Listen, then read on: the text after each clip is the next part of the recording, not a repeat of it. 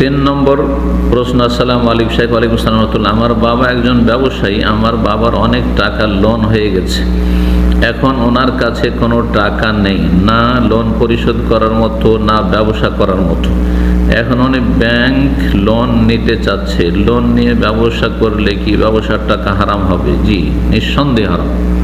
সুদের ওপর loan, loan মানে কেউ কারজা হাসান আপনাকে দিচ্ছে না, আপনি যা নেবেন তার বেশি দিতে হবে, প্রতি মাসে আপনার ইন্টারেস্ট বাড়তে থাকবে। এটি সুদ, রেবা।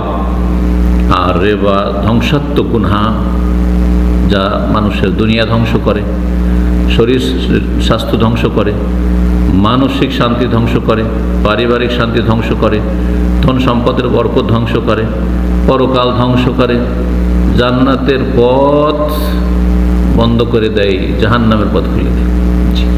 সুদখোর জাহান্নামে যাবে যদি সে তওবা না করে, আল্লাহ মাফ না করে। জি, বড় কাবিরা গুনাহ। সুতরাং এইরকম পথে নামা জায়েজ না। তারপর এর মাধ্যমে যে ব্যবসা শুরু করলো, যেহেতু ফাউন্ডেশন হারাম, সুতরাং এই রুজি হারাম। এর থেকে যা কিছু ইনকাম হবে এই ব্যবসা থেকে হারাম। কোটি কোটি টাকার ব্যবসা করতে হবে, লক্ষ লক্ষ টাকার ব্যবসা করতে হবে, এটা কে শিখেলো? যা আছে তাই দিয়ে শুরু করেন। আপনার কাছে অল্প আছে, আপনি খুদে ব্যবসায়ী, ছোটখাটো ব্যবসা করেন।